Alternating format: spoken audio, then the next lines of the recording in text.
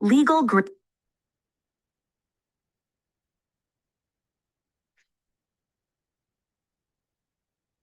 All right, so I'm just gonna give it a little bit more time to have other people come in.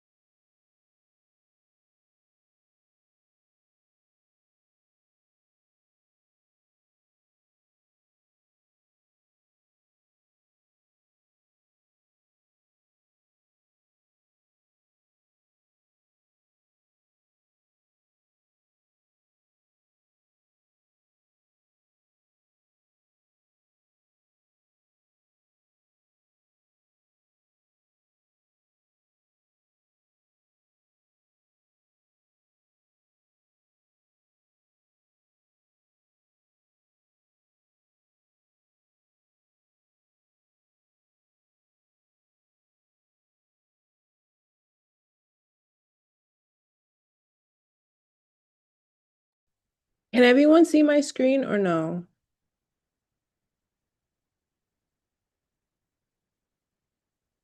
Yes, no, you can see my screen.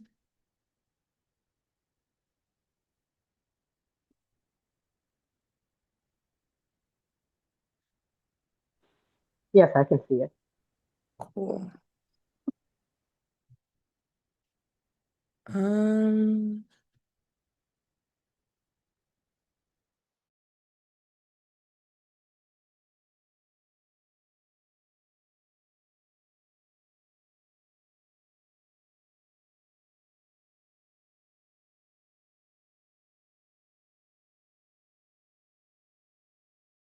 I'm just gonna give it a couple more minutes to have other people come in, and then we're gonna start.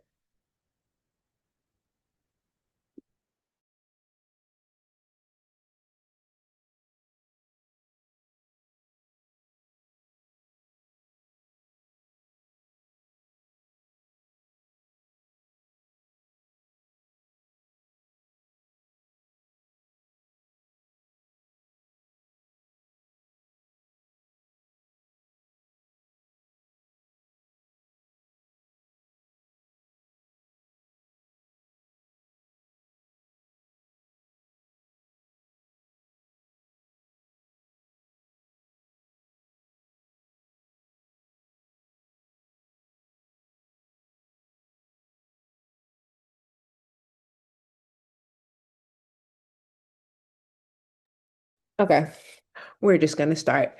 Um, my name is Vanessa Jean Baptiste. I'm one of the owners of Legal Greens. I usually do it like a face-to-face video, but now we're gonna try and do it differently, where it's like a presentation slideshow video. So, let me know at the end how you feel about it, and we'll start right now. Greens presents How to Open a Cannabis Business in Massachusetts. This presentation is a 20-minute, 12-step guide on how to open a cannabis business in Massachusetts. We'll begin with how to find a location using free municipal assessor's department tools online, then cover what is required for the state application, the different license types, and each stage of the approval process. By the end, you'll understand every step you must complete before receiving a commence operations license and officially opening your business. Opening a cannabis business in Massachusetts is a step-by-step process that involves working with both the city or town where you plan to operate and the state's Cannabis Control Commission, CCC. Let's break it down. All cannabis businesses go through the same steps, but here's what's unique about each license. Retail, also known as a dispensary, is a storefront location where cannabis is sold to customers. It must have proper zoning, strong security, and a system for inventory tracking and sales. Cultivation is a licensed facility where cannabis plants are grown, harvested, and prepared for processing or sales. You need a large building or greenhouse, environmental controls, and metric seed-to-sale tracking for all plants. A manufacturing license allows a business to produce cannabis products such as edibles, oils, and concentrates in a facility that must follow strict health, safety, and sanitary standards. Delivery licenses come in two types.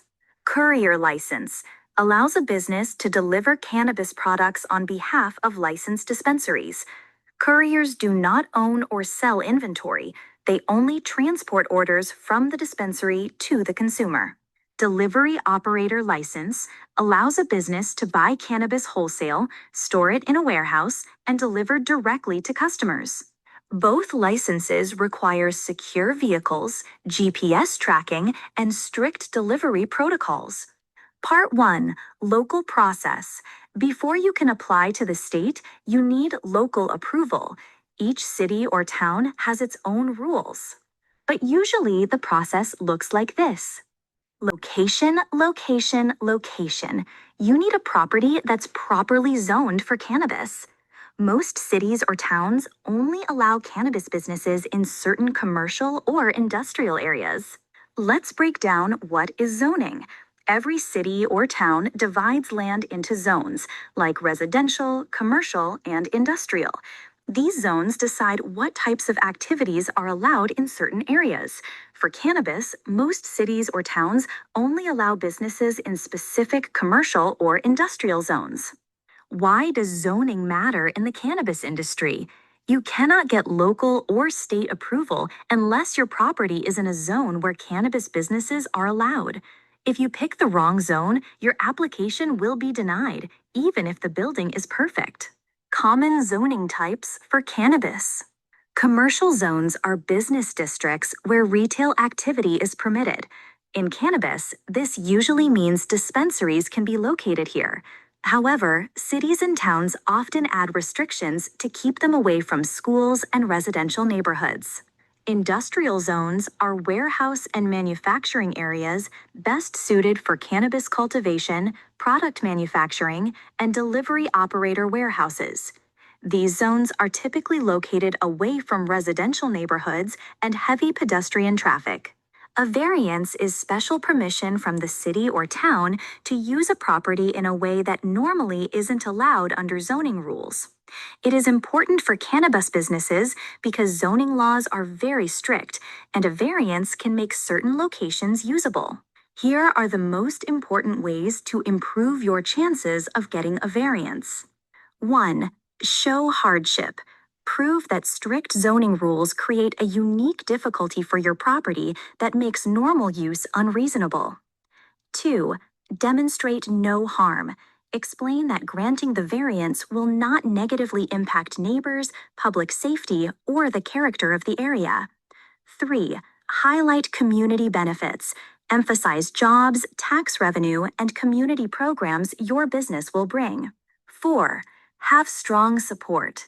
Gather letters or testimony from residents, local businesses, or organizations that back your project.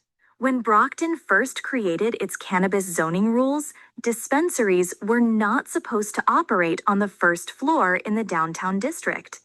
Legal Greens applied for a variance with the city's Zoning Board of Appeals because our location was on the first floor. We demonstrated that operating on the first floor would not harm the neighborhood, would increase foot traffic and accessibility, would bring economic benefits to the city and building, and a second floor would cause financial hardship without additional community benefit.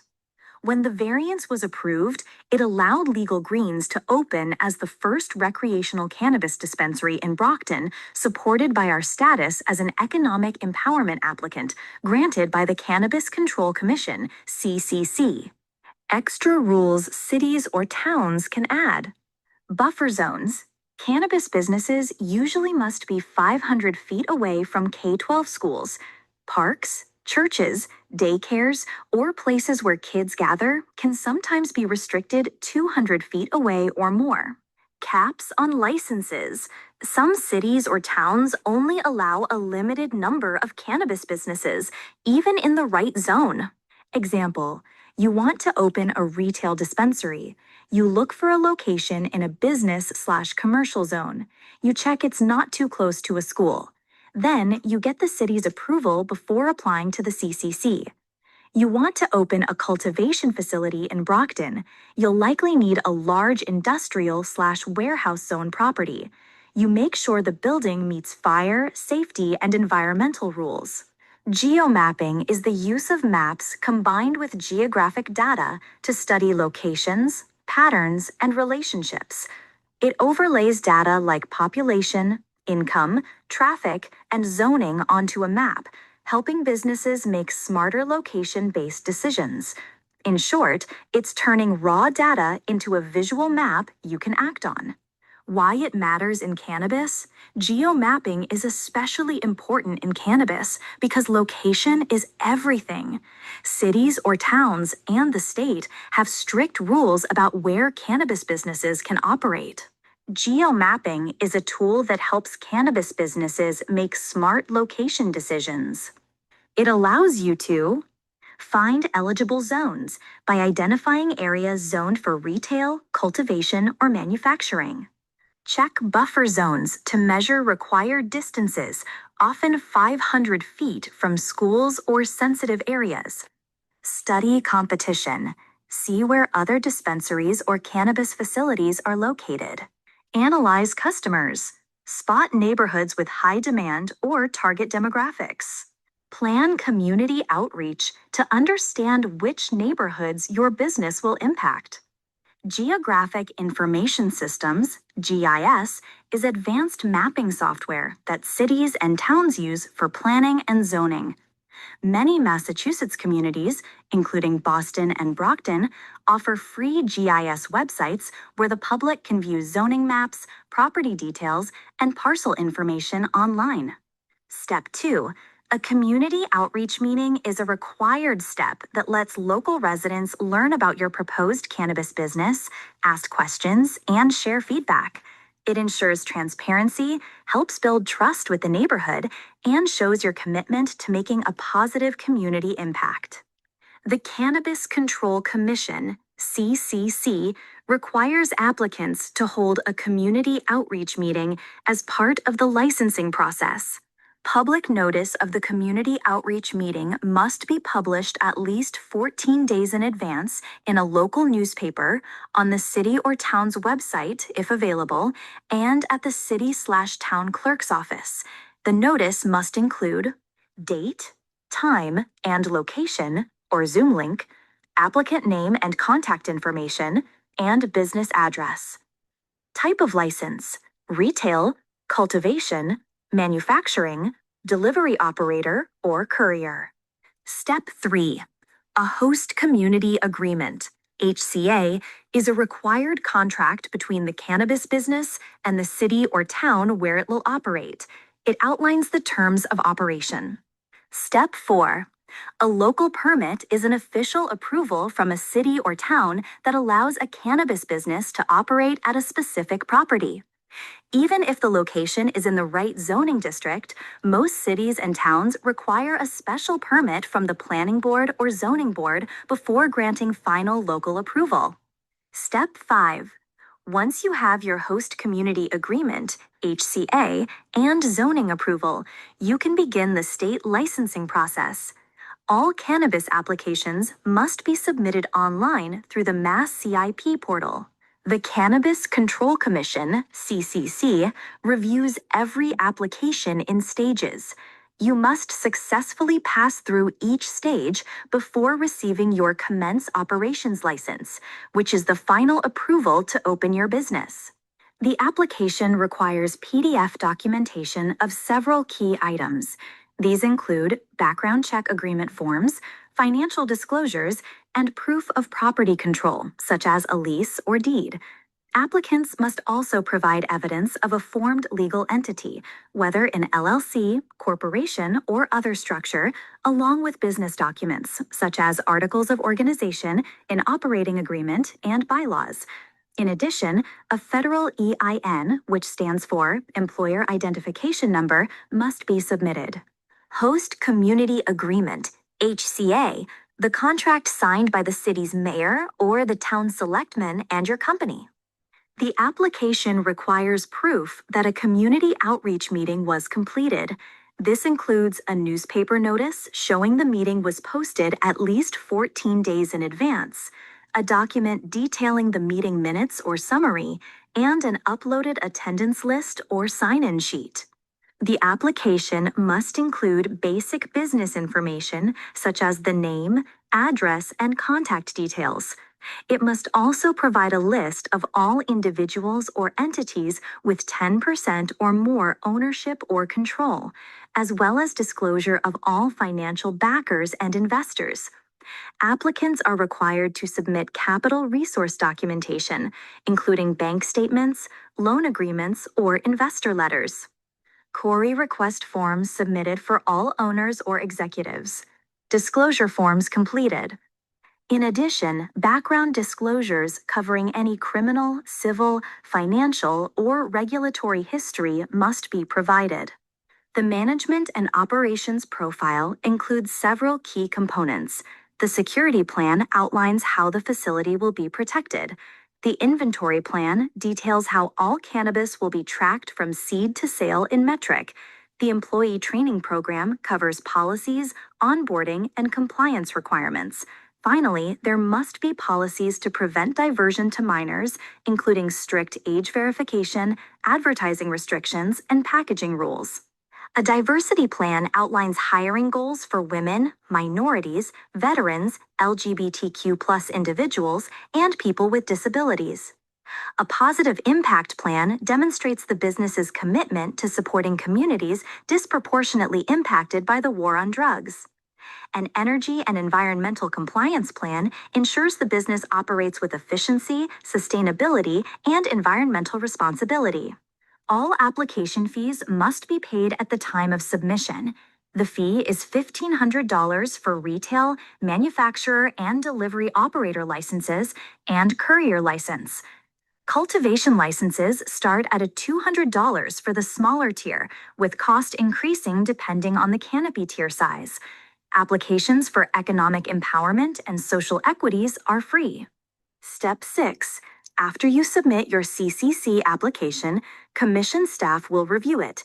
If any information is missing, unclear, or not compliant, they will issue a Request for Information, RFI, notice to you by email. RFI stands for Request for Information.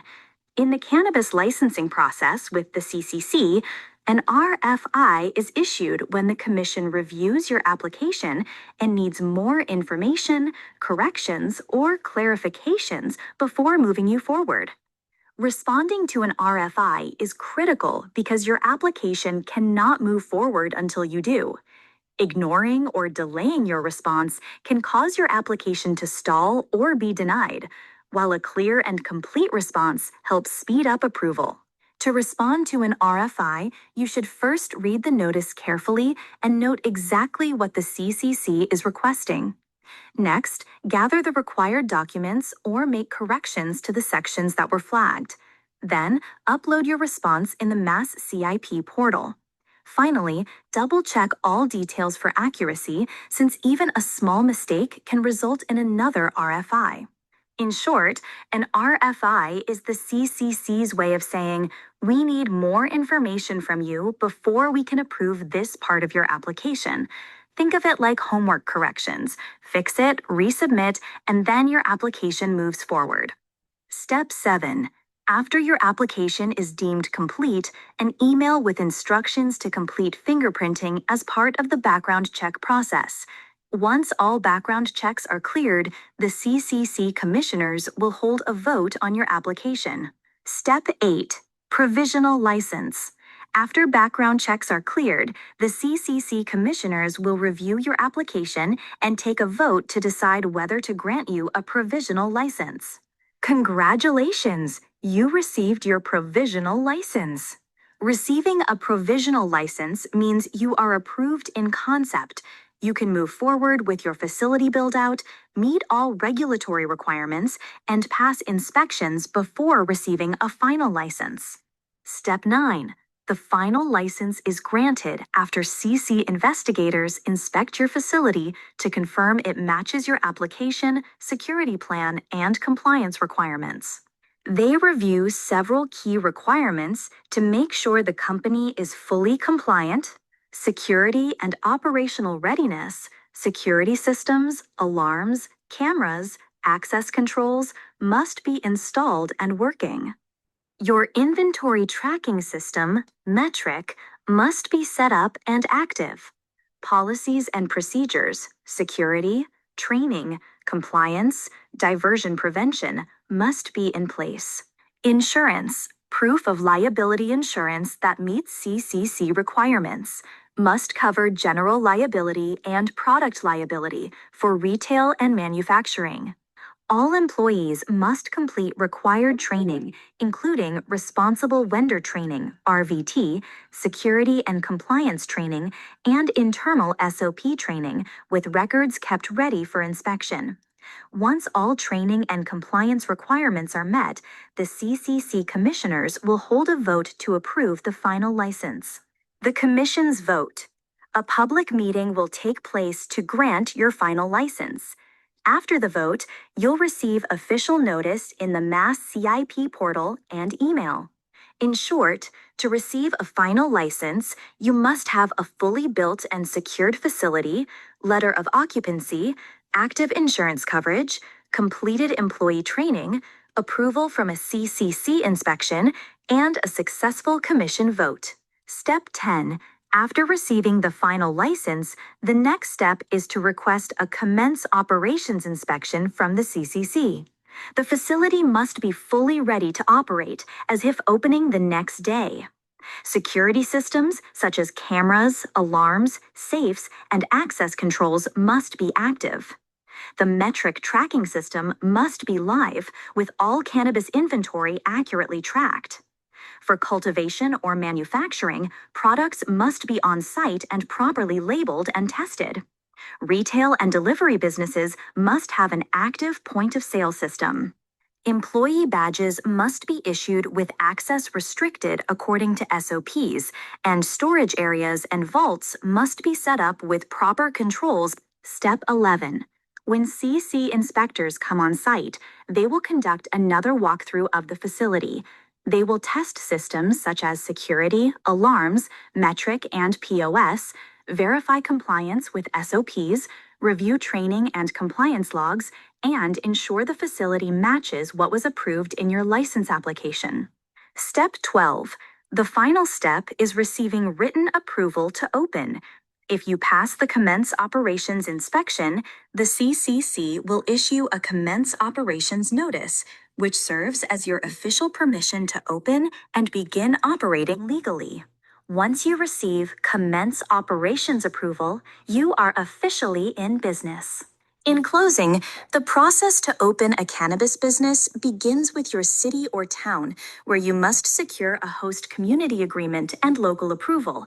From there, you apply to the state CCC and move through the stages: application, provisional license, final license, and finally commence operations. The steps are the same whether your business is retail, cultivation, manufacturing, or delivery, though each requires different facilities and plans.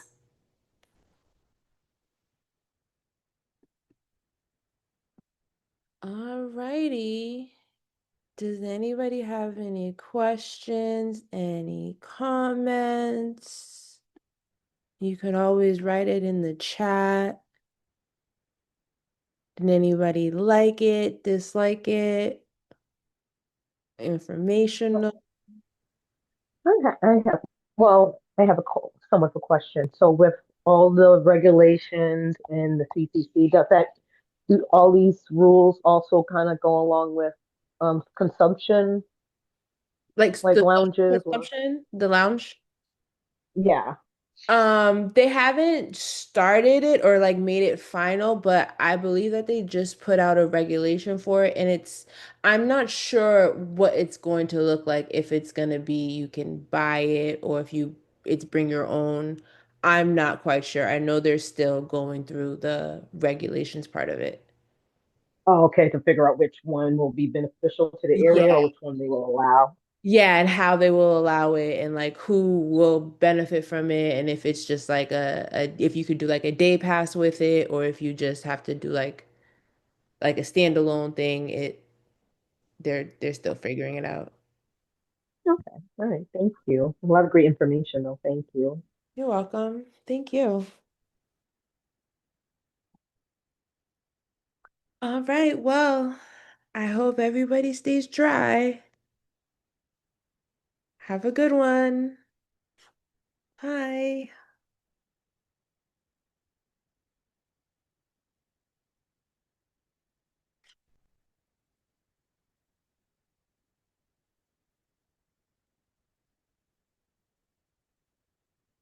Did anybody have any other questions?